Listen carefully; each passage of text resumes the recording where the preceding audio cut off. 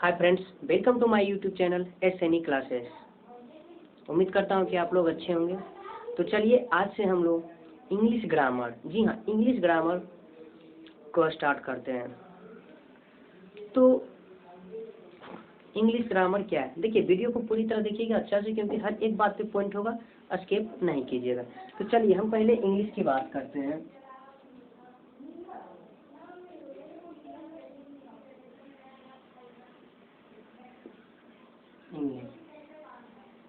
English जो है England की भाषा है।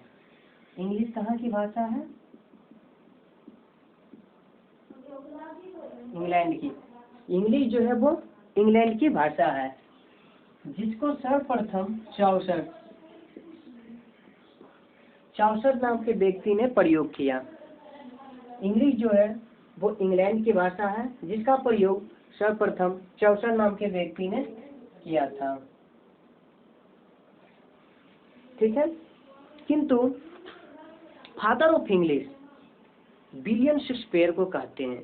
किंतु father of English William Shakespeare को कहता है। जी हाँ, जैसे कि देखिए महाभारत आप लोग देखे होंगे और जानते भी होंगे कि जो यमराज कर्ण था उन्हें जन्म माता कुंती ने दिया, लेकिन वो जाने जाते थे राधे कर्ण के नाम पे।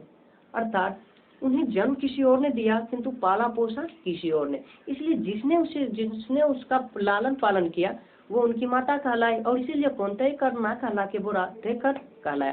तो जस्ट वही चीज यहाँ भी है।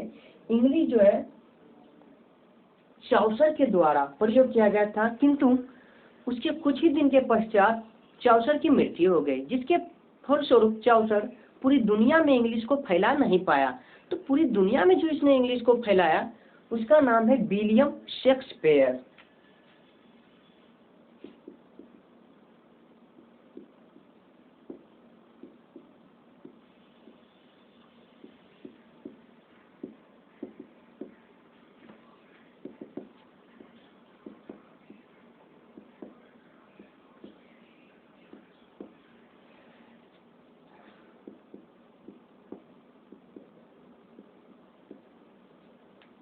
William Shakespeare.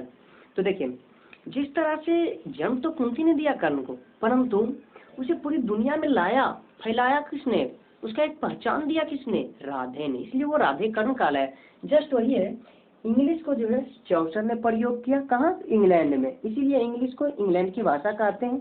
किंतु उसके कुछ दिन के पश्चात चाउसर की मृत्यु हो गई, जिसके फलस्वरूप इंग्लिश का जो पूरी दुनिया में फैलाया, जो इंग्लिश को एक नया परिचय दिया, वो विलियम शेक्सपियर था। इसीलिए हम father of English William Shakespeare को कहते हैं। ठीक है, तो चलिए अब हम बात करते हैं अल्फाबेट की। तो अल्फाबेट हम किसे कहते हैं? A to Z को हम अल्फाबेट कहते हैं।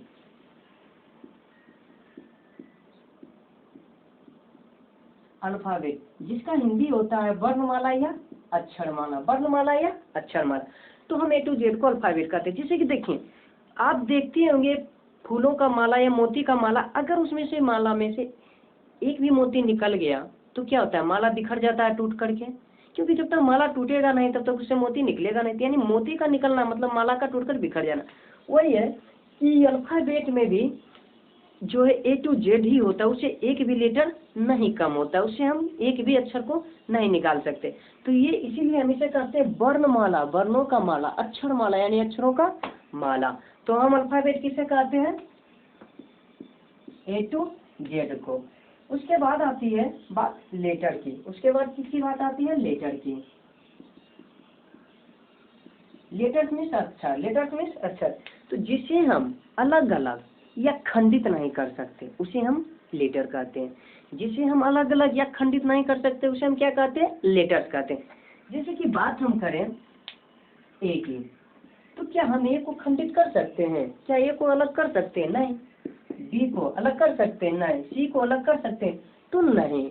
तो हम A to Z यानी कि A B C D E F G X Y Z कुछ भी हो सकता है, ये सभी क्या है? लेटर्स है। लेटर्स की संख्या 26 होती है, 26। लेटर्स की संख्या कितनी होती है? 26, 26। अब देखिए लेटर्स को दो प्रकार से लिखा जाता है, एक कैपिटल लेटर और दूसरा स्मॉल लेटर।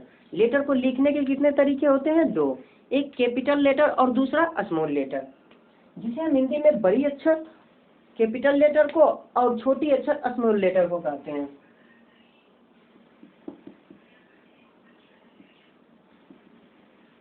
कैपिटल लेटर्स में देखिए होगा ए बी सी इस तरह से करके जेड तक, और स्मॉल लेटर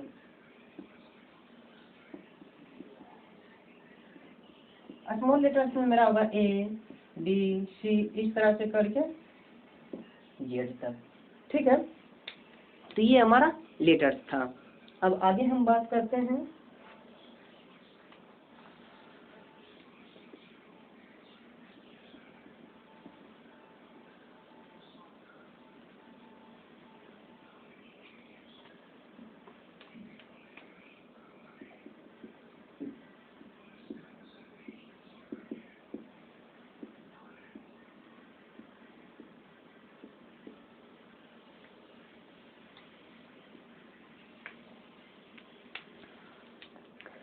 तो लेटर्स को हम दो प्रकार से लिखते हैं, कैपिटल लेटर और स्मॉल लेटर।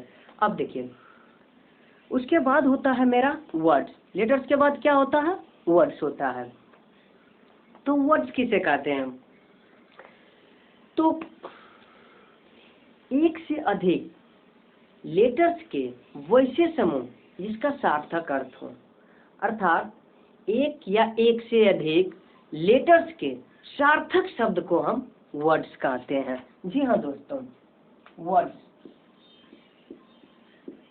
जिसका हिंदी होता है शब्द, तो हम क्या बोल रहे हैं? एक या एक से अधिक, यानी एक भी हो सकता है और एक से अधिक भी हो सकता है, किंतु वैसा होना चाहिए लेटर्स का समूह जिसका कुछ अर्थ हो। जैसे हम बात करते हैं ए का, तो ए का अर्थ होता है एक का अर्थ होता है, अगर किसी वस्तु के आगे हम ए लगा दें, जिसे हम बोले एप्पल, उसके आगे ए लगा दे तो ए एप्पल, मतलब वहाँ एक सेब की बात हम कर रहे हैं।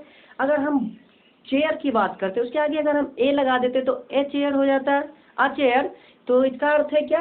आ का अर्थ होता है। अब हम बात करते हैं आई, जिसका अर्थ होता है मैं। जिसे बोलता हूँ मैं आई एम ईट, मैंने खाना खाया, तो यहाँ आई क्या है? अर्थ दे रहा है। हम बात करते हैं किंग का, तो देखिए यहाँ एक लेटर है, यहाँ भी एक लेटर, लेकिन यहाँ एक नहीं बल्कि लेटरों का समूह है जिसमें 4 लेटर हमें दिख रहा है। तो किंग भी क्या अर्थ देता है? जिसका अर्थ होता है राजा। परंतु अगर हम बात इस किंग में उपस्थित आई का करें, तो ये वर्ड नहीं, ये केवल और केवल क्या होगा? लेटर। ये केवल और केवल लेटर्स होगा। जबकि ये आ का हम बात करें तो ये वर्ड्स होगा, क्योंकि एक लेटर है लेकिन क्या इसका अर्थ आ रहा है। आई की बात करें तो ये भी एक लेटर है लेकिन इसका अर्थ आ रहा है। जबकि इस किंग में बात करें, हम किंग का भी 4 लेटर का बना है लेकिन इसका अर्थ आ रहा है, तो ये भी वर्ड होगा। लेकिन अगर हम इसका स्पेशल आई का बात करें तो ये लेटर होगा ना कि वर्ड। क्यों? क्योंकि इसका आई अकेला कोई अर्थ नहीं दे रहा है। उसी तरह हम अगर बात करते हैं हम देखिए बात करते हैं आगे एम का, तो इसमें जो ये एम है, एम अर्थ दे रहा हूँ तो ये भी वर्ड होगा, परंतु इसका जो ये ए है ये लेटर होगा। क्यों? क्योंकि ये ए जो है अकेला कोई अर्थ देने वाला नहीं है। जब तक ए एम नहीं लगेगा तब तक ये ए अर्थ नहीं देगा। इसीलिए अब हम लिखते हैं पेन, तो पेन मतलब कलम होता है। तो देखिए कलम अर्थ दे रहा है, लेकिन ENP लिखते हैं तो क्या ये कोई अर्थ दे रहा है मेरा? नहीं। तो यहाँ ENP जो है ये कोई भी वर्ड नहीं होगा, बल्कि ये अलग अलग होकर के सब के सब क्या बन जाएगा? लेटर। सब के सब क्या बन जाएगा? लेटर। ये भी मेरा हो जाएगा लेटर और ये भी हो जाएगा लेटर। इसीलिए हम बोले थे कि जिसका सार्थक अर्थ हो, तो देखिए ये सब का सार्थक अर्थ है तो ये सब वर्ड होगा, लेकिन इसका ये केवल इस आई का बात करें तो सार्थक अर्थ नहीं, के का बात करें तो सार्थक अर्थ नहीं, तो इसलिए सब लेटर। लेकिन समूह में रहेगा तो वर्ड, यहाँ भी समूह में रहेगा तो वर्ड, लेकिन केवल ए का बात करें, केवल एम का बात करें तो लेटर। यहाँ देखिए PEN, पेन मतलब कलम, ये एक अर्थ दे रहा है, परंतु अगर हम बात ENP करें तो ये कोई अर्थ नहीं दे रहा है, इसीलिए ये वर्ड नहीं बल्कि सब क्या हो जाएगा? लेटर हो जाएगा। जिसे कि दोस्तों देखिए बात कीजिए, अगर हम कोई माला बनाते हैं अगर हम उस माला को क्या करें, गूंथ ले, लेकिन अगर मतलब बना ले लेकिन उसमें गिड्ढा ना बने, मतलब उसको ना जोड़े, तो क्या माला नहीं, फिर अगर सब मोती गिर जाएगा तो उसे कोई फायदा नहीं। तो जस्ट वही है कि समूह तो बन गया इसका वर्डों का, लेकिन इसका सार्थक अर्थ नहीं निकल रहा, इसीलिए ये वर्ड्स नहीं बल्कि लेटर्स ही रह जाएंगे। उम्मीद करता हूँ समझ में आ गया होगा। अब हम देखिए आगे बढ़ते हैं, वर्ड्स के बाद अब हम आते हैं सेंटेंस पे। बाद में हम 3 वर्ड्स के, लेटर्स के और सेंटेंस का भी डिटेल स्टडी करेंगे, लेकिन अभी थोड़ा सेंटेंस। सेंटेंस का मतलब होता है वाक्य, सेंटेंस का मतलब वाक्य। तो एक या एक से अधिक वर्डों के सार्थक समूह को सेंटेंस कहते हैं। जी हाँ दोस्तों, एक हो या एक से अधिक हो, अगर वर्ड का सार्थक आ रहा है, उसका अर्थ जो है सार्थक आ रहा है, तो हम उसे सेंटेंस कहेंगे। जैसे कि एग्जाम्पल में हम बात कर रहे हैं,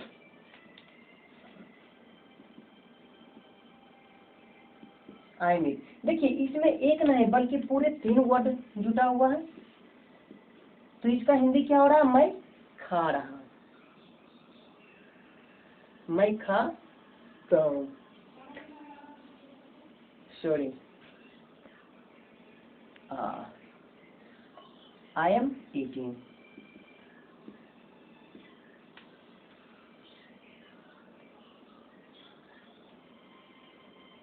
आई मीट, मैं खाता हूँ। तो ये सही। अब देखिए हम बात जस्ट इसके आगे करें, अगर जो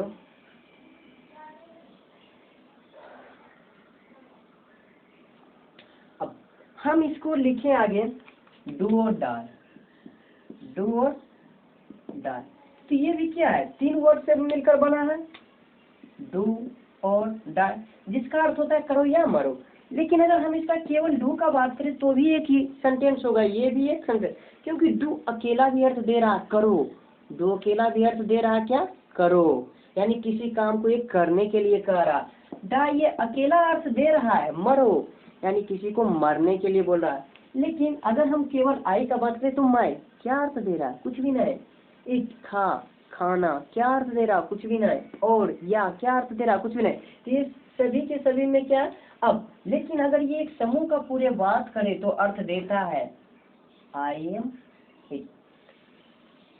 तो इसीलिए ये क्या है, एक वर्ड हो या वर्डों का समूह अगर सार्थक अर्थ दे रहा है तो वह सेंटेंस होगा। अब हम इसी को लिखते हैं,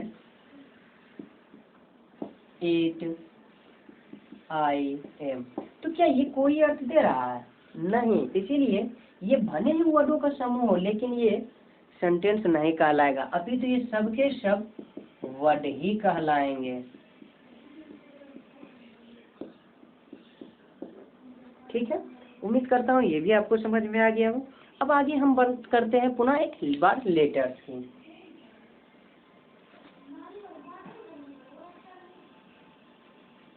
तो देखिए लेटर्स को कुल 3 भागों में बांटा गया है। लेटर्स को कुल कितने भागों में बांटा गया है, 3 भागों में। सबसे पहले क्या है, लेटर्स की संख्या 26 होती है, जिसको 3 भागों में बांटा गया। इसका हम पहला कहते हैं वोवेल, दूसरा सेमी वोवेल, और तीसरा होता है कॉन्सोनेंट। अब वोवेल में मात्र 5 होता है, वोवेल में 5 क्या होता है, ए, ई, आई, ओ, यू, इसकी संख्या कितनी है, 5। सेमी वोवेल इसकी संख्या 2 है, डब्ल्यू और वाई, जबकि कॉन्सोनेंट की संख्या 19 है। देखिए अब तीनों को जोड़ने के बाद मेरा 26 पड़ रहा है ना, क्या होगा इसमें, तो देखिए ये सातों का सातों छोड़कर जो भी होगा कॉन्सोनेंट, देखिए ए यहाँ हो गया तो होगा बी सी डी। अब देखिए ई यहाँ आ गया तो होगा एफ जी एच। आई देखिए वोवेल में हो गया, आई तो होगा यहाँ जे के एल एम एन। ओ वोवेल हो गया P Q R S T. You vowel हो गया, डब्ल्यू सेमी वोवेल हो गया, एक्स वाई सेमी वोवेल हो गया, तो होगा मेरा लास्ट जे। तो देखिए ये 5, ये 2 और ये होगा मेरा 19। गिन लीजिए 1 2 3 4 5 6 7 8 9 10 11 14 15 16 17 18 1 2 3 4 5 6 7 8 9 10 11 12 13 14 15 16 17 18 sorry A B C D E F G H I J K L M N P Q R S T U sorry यहाँ भी छूट गया था, भी हो गया 19। उसके बाद देखिए ये मेरा क्या हो गया, सेमी वोवेल। अब लेकिन ये पहले होता था, अभी के युग में क्या किया गया है, सेमी वोवेल को सीधे मिला दिया गया है कॉन्सोनेंट में, यानी कि लेटर को केवल 2 भागों में बांटा गया है, जिसमें वोवेल की संख्या 5 ए आई ओ यू वही है, जबकि कॉन्सोनेंट का जो है वो कर दिया गया है 21 21। इसमें क्या किया गया है कि W और Y को भी जोड़ दिया गया है, V के बाद W तब X तब Y और फिर Z, ठीक ना। तो इसमें क्या किया गया है, ये पांचों को सेमी वोवेल को कॉन्सोनेंट में ही मिला दिया गया है। उम्मीद करते हैं आपको पूरी तरह से समझ में आया होगा, और वीडियो को आप स्किप नहीं किए होंगे तो अच्छी तरह से और भी समझ गए होंगे। अगर वीडियो पसंद आया हो तो लाइक कीजिए, साथ में रेड बटन को दबाकर सब्सक्राइब कीजिए और बगल में आने वाले बेल आइकन को प्रेस कीजिए। कोई डाउट हो तो कमेंट कीजिए और अपने दोस्तों के साथ शेयर कीजिए। न्यू वीडियो बना रहे हैं जिसके